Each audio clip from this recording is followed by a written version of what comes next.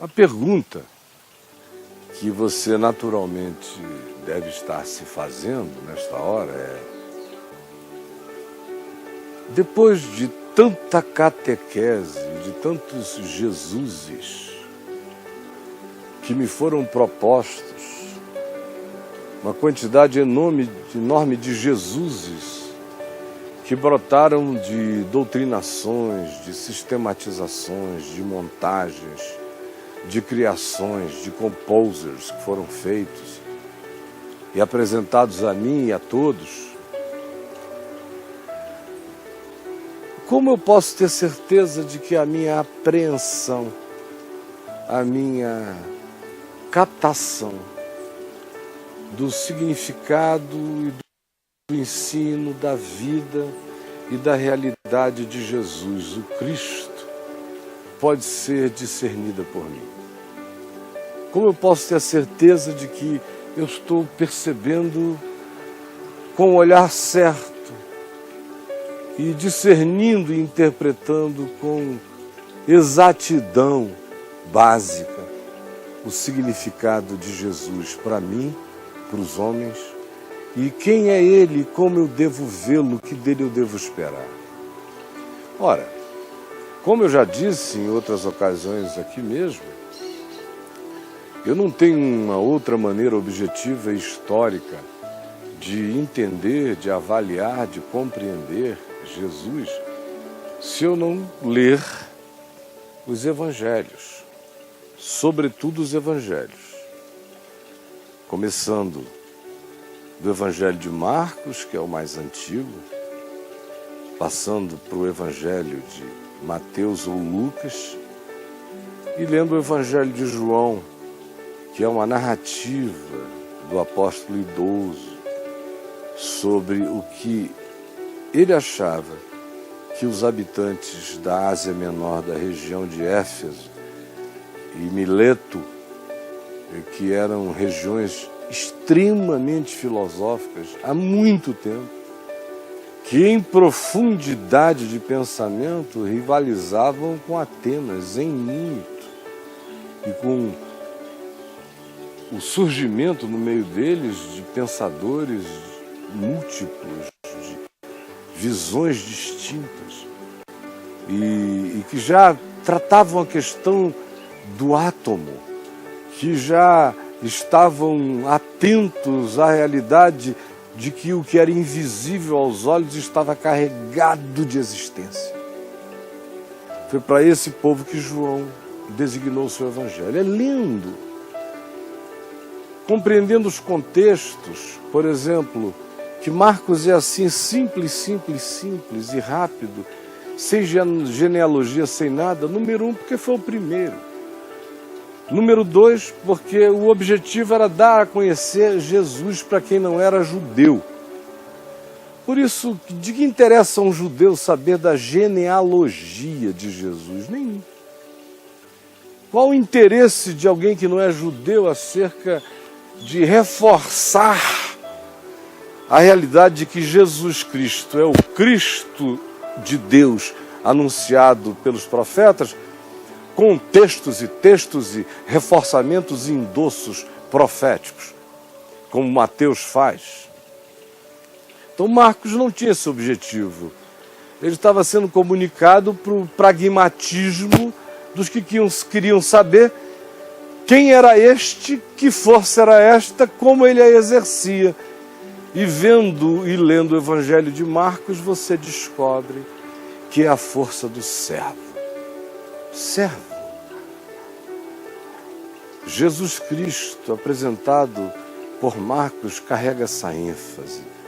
Filho do homem não veio para ser servido, mas para servir e dar a sua vida em resgate de muitos. De muitos.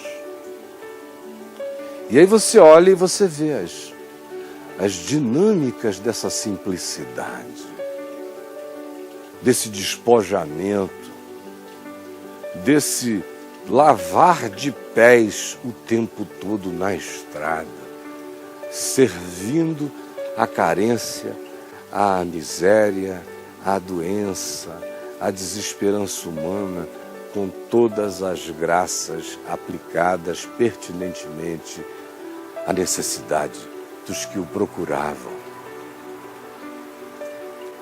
Quando você olha para o Evangelho de Mateus, você vê claramente esse objetivo de dizer que Jesus Cristo é Cristo Jesus. Que Jesus Cristo é a manifestação final, última, definitiva, encarnada. Não é uma emanação de Deus, mas é Deus mesmo. É para receber adoração, é para ser visto e diante dele tem-se que quebrantar-se. É o Deus de Israel, é o Cristo de Deus, é o Cordeiro Eterno. Por isso, Mateus traz todo esse reforço da genealogia, interessava aos judeus esse pedigree da esperança messiânica, com todas as profecias assertivas acerca dela que tinham sido feitas anteriormente. Você também vê a quantidade enorme de reforço profético, marcando os atos, as ações de Jesus. Sempre se diz para que se cumprisse a Escritura. O que significa dizer, para comprovar que ele era aquele que se esperava, para que todos entendessem que Jesus, o Cristo, era Cristo Jesus. Fez isso conforme dissera Jeremias, ou Isaías, ou Ezequiel, ou qualquer um dos profetas, ou nos Salmos. Sempre há essa relação de corroboração, porque o público era um público judaico. Eu, por exemplo, se não fosse judeu, e não sou, não tivesse tido nenhuma judaização na minha vida como houve. Na vida de todo cristão há um forte processo de judaização, que a gente nem percebe. De modo que, mesmo não sendo judeus, a gente quer escrutinar o Cristo. A gente apresenta testes para ele de acordo com o Velho Testamento. Ele tem que passar nesses testes para a gente dizer, vejam como ele é o Cristo de Deus. Porque parece que antes de nos tornarmos crentes em Jesus, nos tornamos crentes no judaísmo, no Velho Testamento. É estranho como um monte de pagãos como nós, que não temos nada a ver com isso, ficamos brigando o tempo todo para provarmos para os outros pagãos que não têm nada a ver com isso também, que não são judeus e não têm essa história, que Jesus Cristo é Cristo Jesus, segundo o Velho Testamento. Mas, para quem está livre dessa obsessão e dessa preocupação que não passa de condicionamento religioso fazer essa prova, a menos que eu fosse Mateus pregando para judeus, a menos que eu fosse Paulo pregando numa sinagoga, a menos que eu estivesse num ambiente em Israel ou cercado de pessoas cuja fé original fosse a fé do Velho Testamento. Do contrário, por que eu vou encontrar um pagão escandinavo que nunca ouviu falar de nada disso e começar a falar de Jesus Cristo, querendo provar a ele a relação de Jesus com as Escrituras do Antigo Testamento, criando já um problema para eu resolver para ele, um problema que ele não tinha, dando primeiro a ele uma antítese problemática, para depois criar a ele e para ele uma tese positiva. Tudo desnecessário. Um homem como eu, encontrado por alguém que me vem anunciar o Evangelho, e eu não sou judeu e nada sei disso, só preciso saber que Deus estava em Cristo e que andou entre nós manso e humilde de coração, como Deus é, servindo em amor gracioso os homens, indicando-me o caminho para que eu siga e me torne como ele, andando entre os meus contemporâneos. Só isto.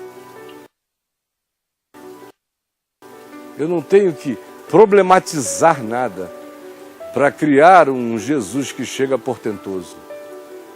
Como o Evangelho de Lucas.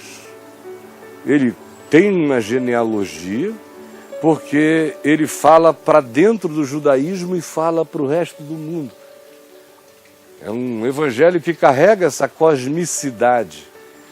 Ele é tão universal que não tem nenhum problema de tratar do regional, porque ele faz a regionalidade narrativa está a serviço da universalidade aplicativa. E já o Evangelho de João simplesmente me vem e me diz: aquele que todos os homens esperam sem saber, buscam sem notar, é este que eu vos anuncio. Compreenda a simplicidade dessa percepção. E quando você começar a ler os 4 evangelhos, você vai começar a entendê-los infinitamente melhor, especialmente depois do que eu lhe disser na minha próxima fala. Até ela, então.